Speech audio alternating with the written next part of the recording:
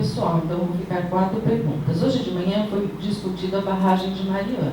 Evidentemente que é um licenciamento em nível estadual, dado o impacto, né? Tivemos as mazelas aqui colocadas pelos debatedores da manhã, mas eu gostaria de fazer uma pergunta especificamente sobre licenciamento ambiental, que é a praxe do Dr. Eduardo.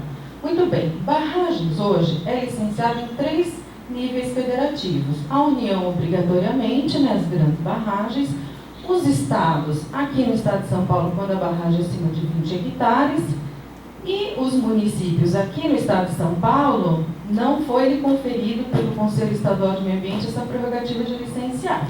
Então, teoricamente, pela resolução CONSEMA, no estado de São Paulo, barragens abaixo de 20 hectares não se licenciam. Faço só um parênteses que o município de Campinas se preocupa sim com as barragens, até por conta do seu impacto de áreas rurais, então abaixo de 20 hectares nós tomamos a frente e estamos fazendo o licenciamento desses empreendimentos. Portanto, dentro dos 3 entes federativos existem estudos, existem etapas de licenciamento, LP, LLO, em nível federal, evidentemente, que vai ter EARIMA, no estadual também. E aí eu pergunto, provocativamente, ao doutor Eduardo, como ele vê, por exemplo, uma LAC no licenciamento de barragens, que é um licenciamento ambiental por adesão, já que a LAC foi figurada no projeto de lei e foi, inclusive, elogiada pelo doutor Eduardo, eu gostaria até dele nos explicar como ele verificaria uma LAC em relação às barragens. E já passo, então, às próximas perguntas. Uma primeira aqui, vou direcionar ao doutor Eduardo, porque eu entendo que ele seja a pessoa mais correta, mas também, caso o doutor Ivan queira complementar, pergunto aos senhores se, nas suas opiniões, seria possível flexibilizar o licenciamento ambiental de modo a permitir a concessão de uma licença sem necessariamente o cumprimento de todas as condicionantes da licença anterior, com base na legislação atual. E ao doutor Ivan, uma pergunta que eu acho que caberia mais ao senhor: qual a opinião da mesa para a seguinte situação? Empreendimento passou por licença prévia e licença de instalação. Está pronto para operar, mas o órgão ambiental não libera a licença de operação. O empreendedor pode operar? Pois entende que para seguir, tem que seguir todas as etapas? O empreendedor entra com ação de lucros cessantes contra o órgão licenciador?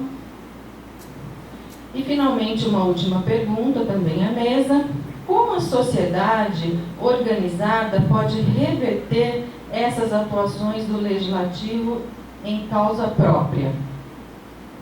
Essa faculta um dos dois responderem.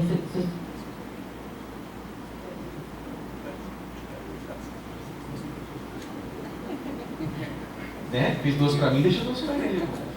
Mais justo isso. Vamos lá, resumindo, licenciamento por adesão, né? Isso, por adesão de barragem. Faço ideia, fala com os técnicos, dá para padronizar os impactos da barragem? Eu não sei. Que tipo de barragem? Barragem de rejeito, barragem hidrelétrica, barragem de rio, barragem de uma barragem que você vai fazer um desfio de água, uma água, não sei. Não sei dizer, honestamente não sei dizer. Sabe o tipo de barragem e tal. Eu não tenho, eu acho complicado você abrir mão de um processo artesanal quando você tem uns impactos muito significativos, né? Impactos significativos, na verdade, mas teria que ir para os técnicos, honestamente não sei, tipo de barragem e tal, etc. Eu não tenho problema nenhum com licenciamento ambiental por adesão, mas eu acho que na resposta da área jurídica você deve ter muito acúmulo de experiências. A área jurídica dá palpite na área técnica, né? Mas você tem muita experiência de processo e eu não tenho isso de barragem, nem conheço. E eu falei, eu trabalho com direito, né? Essa parte técnica aí tem que deixar para os técnicos, para não ser assim. Por isso que eu fico louco, no de 10 medidas aqui atrás, ó, de técnico, dando medida, algumas coisas não, né? Mas assim, 60% ali eram questões de direito e não de técnico. Enfim, deixa eu falar. Outra pergunta aqui, hoje surgiu aqui que o André falou e o Ivan também falou, certidão de uso de solo. Vamos lá colocar as coisas no lugar. A 237 pede certidão de uso do solo. O que aconteceu? Você vai dar certidão, não é uma coisa técnica, mas existe a certidão, é uma questão está na legislação. O que acontece? Como eu tive contato em primeiro lugar com isso? Uma BR no Rio de Janeiro, que eles estão numa praça de pedágio no meio da cidade, porque algumas cidades usam a BR de via urbana, né, que não deveriam. E a hora que vai ter um pedágio no letra urbano, só, ai, porque tem problema na legislação, não sei o que. Eu falei assim, meu amigo, isso daí, tem uma coisa, desconheço, isso daí não é problema seu. Isso é estadual, federal, de regulação, concessão, totalmente federal. Você acha que o seu interesse público local, você vai pedir uma praça de pedágio no meio da zona de exclusão? Não tinha aumento não de zona, viu? Era na área já que já era da estrada. Não vai não. Você não pode usar sua autonomia para intervir no interesse do serviço público federal. Eu falei, ai, Eduardo, você é curar, tem que eliminar no TRF2, né? Mas eu não quero falar desse caso, um pouquinho mais para perto aqui. Santos, Porto de Santos, município de Santos, fiz uma legislação. Se fosse para pedir uma certidão de solo Porto de Santos, não teria vetado o Porto de Santos.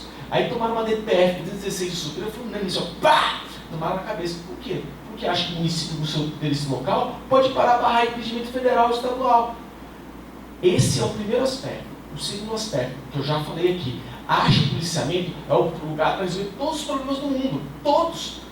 Desde quando o licenciamento, que aqui é CETES, vou dar outro caso, não só de certidão, mas de propriedade, as CETES de título de posse de propriedade para licenciar.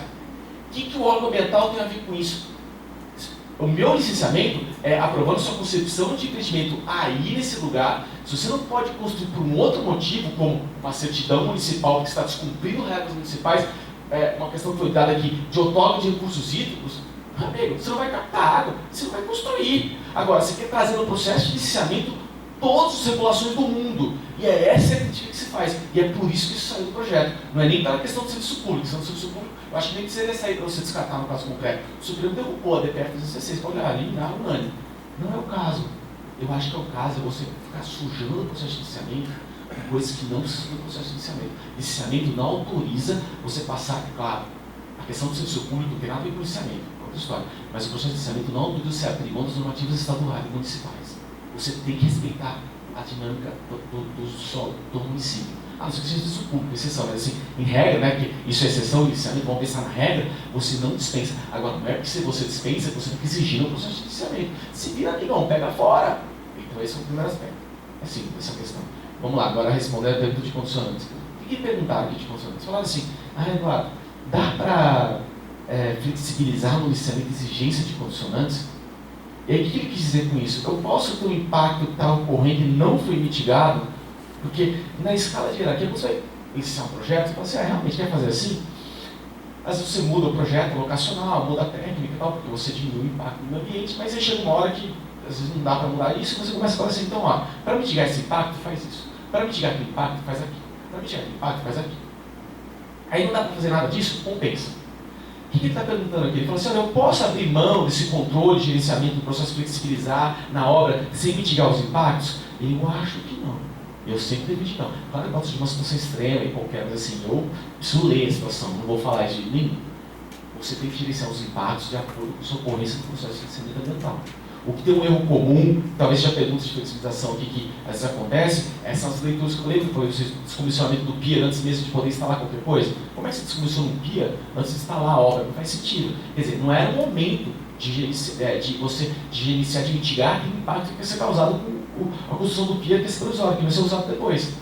O que acontece é que essas equipes técnicas falam assim, compra tudo antes da LP. Compra tudo o quê antes da LP? Tem coisa que é pós-LO, as mitigantes. Às vezes tem umas teses ainda malucas, falam assim, tem que cumprir tudo na LP antes da LI. Não, vamos ver qual que é o impacto. Tem uma certa discricionalidade, eventualmente, para você pedir uma mitigação maior ou menor, de você diluir a mitigação, pode até ter, mas vamos ver o impacto, não tem nada a ver com LI, com LO. Qual que é a fase do seu empreendimento? Está na fase tal, que impacto que tem?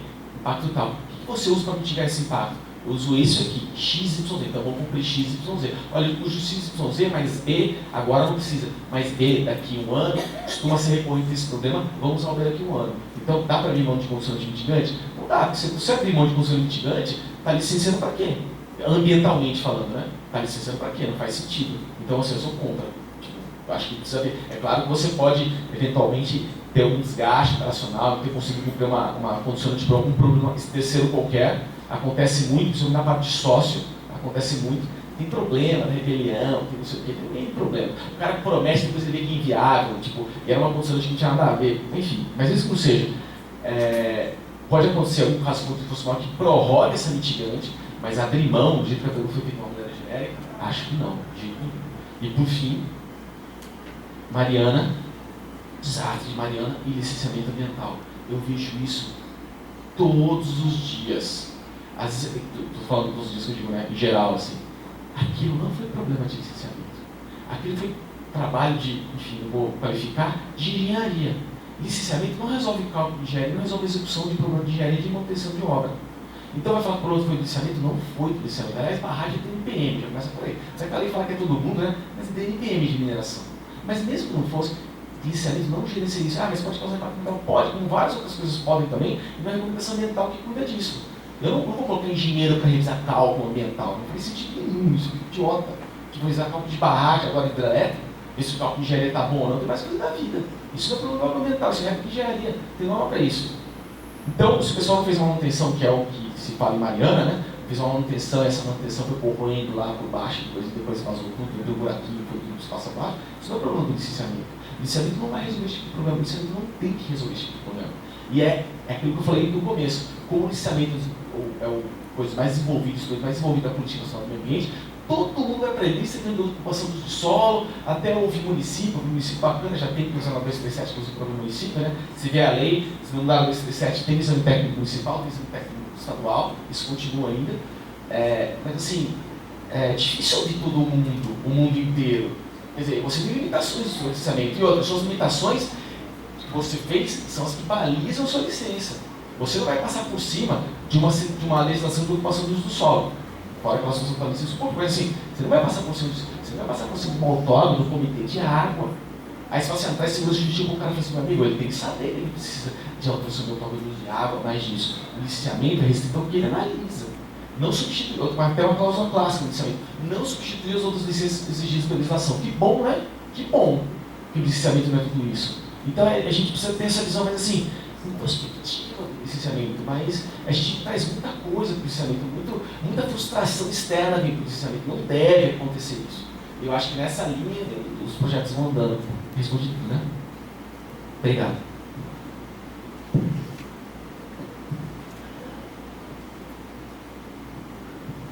Bom, começando então a primeira resposta aqui da questão da LP e da LI já cumprida, e que está faltando a LO e que o órgão ambiental não a expede. Essa questão da opção, né, passado o tempo razoável que hoje está sendo previsto, né, como até 10 meses para a emissão da LO, no projeto atual, se eu não me engano, é de 6 a 10, se eu não estiver equivocado. É uma situação não prevista. O atual está prevendo isso e se mantinha nessa linha. Excedido, eu acho que cabe um mandado de segurança, né, por omissão do órgão público. E também caberia o dano pelo lucro cessante, tá? Mas ignorar, né, a existência de uma LO e começar a operar vai incidir em crime, né, um crime ambiental de operar atividade ou empreendimento sem licenciamento não é nada aconselhável. Acho que a ideia é o procedimento judicial, é até uma notificação prévia, né, para que se dê andamento, para caracterizar bem a omissão do poder público. Acho que o caminho seria isso. E a outra pergunta, como a sociedade organizada pode reverter as situações em relação à questão de atuação do legislativo em causa própria, né? Até difícil de saber se nós estamos falando só da questão ambiental, porque grande parte dos políticos são também fazendeiros, proprietários de grandes áreas, assim como grande parte dos órgãos de imprensa, as diretorias de órgãos de imprensa também o são, né? Então, uma das dificuldades em você trabalhar na área ambiental, o senhor sabe melhor que ninguém, né, é contar com o apoio, né, da imprensa, porque se entende que é o eco chato, que é o exagerado, que é o sensível. Você até convence o repórter, mas de redator para cima, a matéria não passa ou ela passa de uma maneira incompleta. Eu tenho longas experiências com isso. Aliás, por conta disso até, que nós criamos, nesses 2 dias de evento lá em Piracicaba, um GT específico, um grupo temático específico sobre comunicação.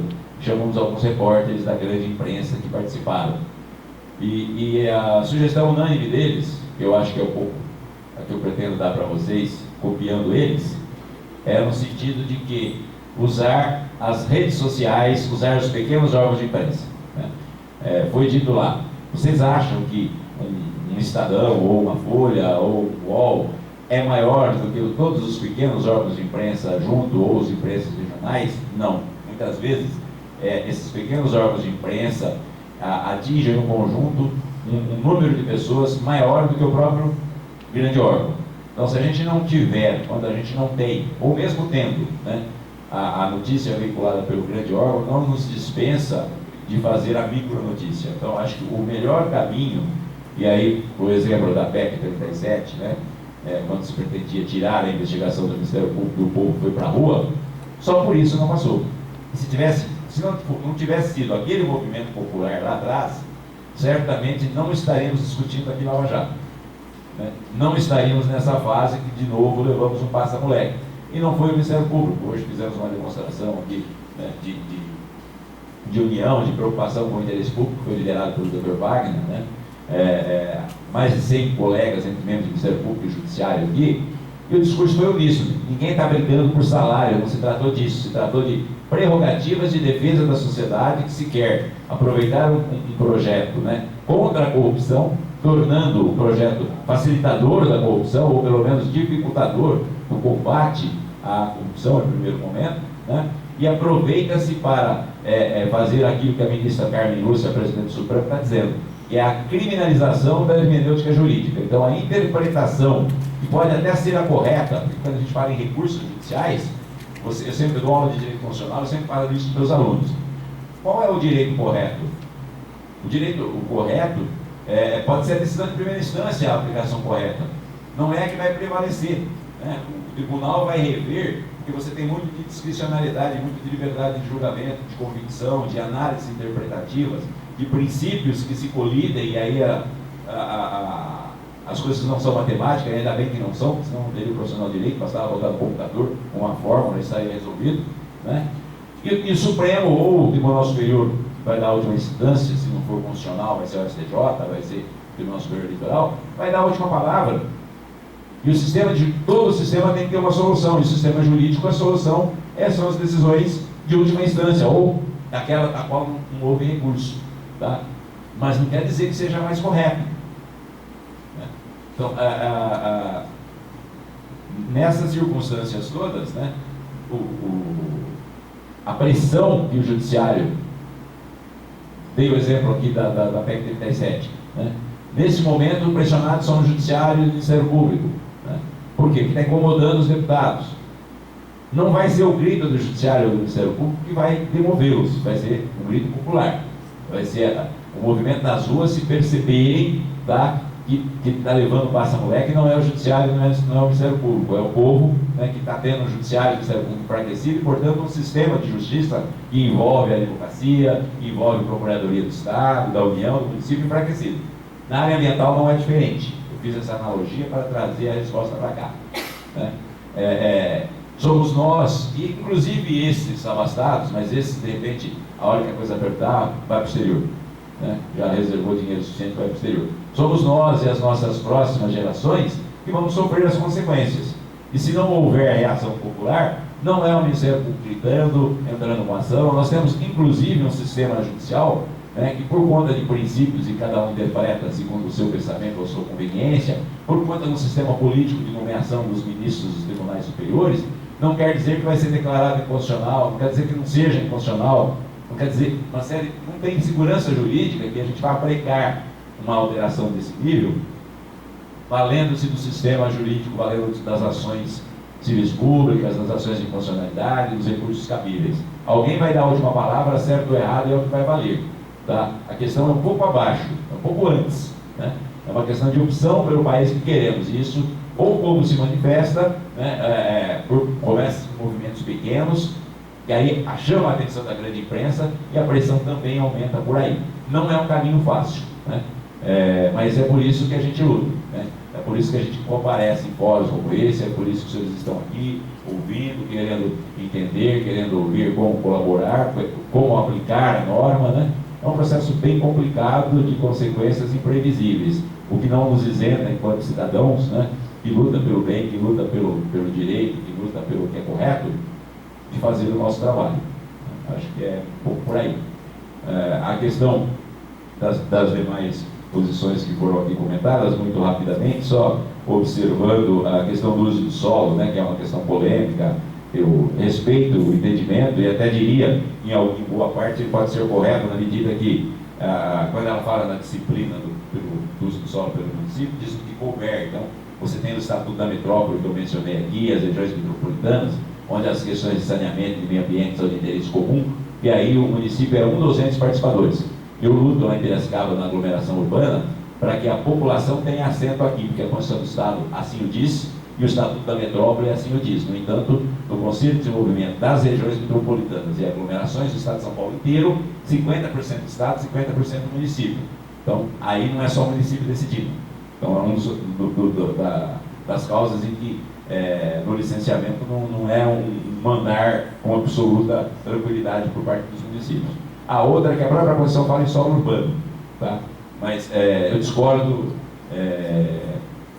num aspecto, Eduardo. O licenciamento ambiental realmente não deve ser, né, o lugar onde você vai discutir todas as mazelas ou todas as dificuldades. Mas aquelas onde há relação com matérias ambientais, quando nós falamos em água, apesar de uma outorga do DAE, a água é um recurso natural e é meio ambiente, e a legislação paulista fala na condicionante da emissão do DAE, isso tem que haver uma preocupação sim. Como se a questão do uso do solo estiver impactando urbanisticamente, portanto, também com esse viés ambiental, tem que, na minha visão, tem que ter esse respeito. É obrigatória essa certidão. Então vai ter casos que sim, casos que não. Não quero polemizar, só quero registrar essa questão, fique à vontade depois se quiser fazer alguma peça, não é essa, não é o intuito aqui o polemizar não, tá? E essas questões, só também me sentindo a obrigação de dizer, né? Esse 10 sim, 10 não, ele foi feito de uma maneira uniforme, bastante discutida nesses grupos temáticos por juristas e por técnicos. Por isso nós fizemos esse trabalho conjunto com a Exalc, onde estão pesquisadores, também participaram alguns da Unicamp, Unesp. Foi um trabalho que a gente procurou exatamente ter esse viés, para não ser só jurídico e não ser só técnico, até porque sabíamos que esse argumento virá também em algum momento no Congresso, e para a gente ter um contra-argumento em relação a isso. Muito obrigado.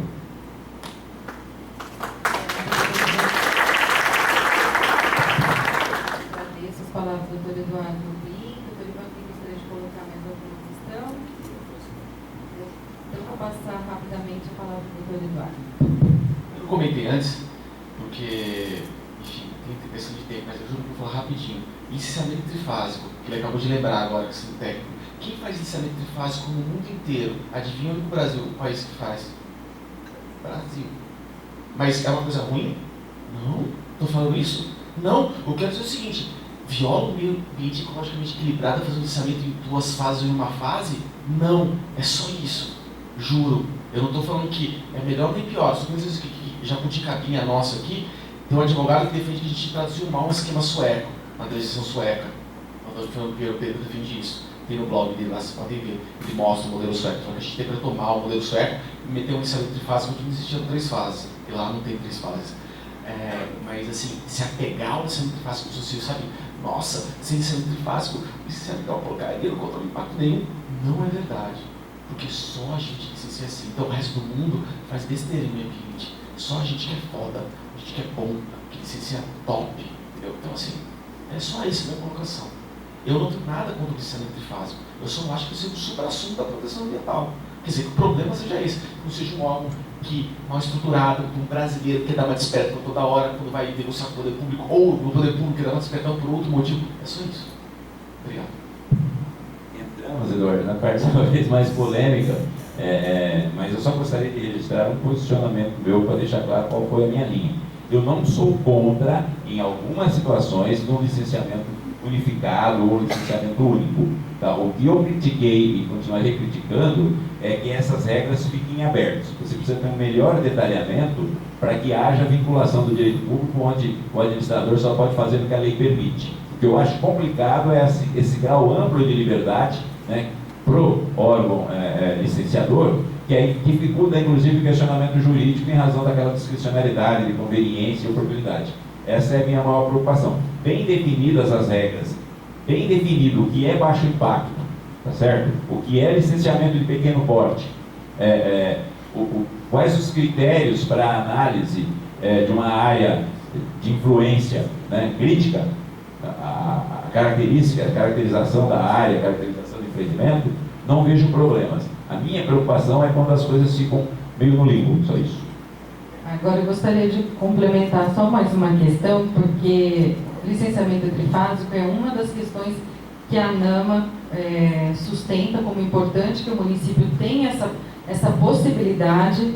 E um ponto que eu gostaria de colocar aqui é que o licenciamento urbanístico é trifásico. E ninguém reclama do licenciamento urbanístico.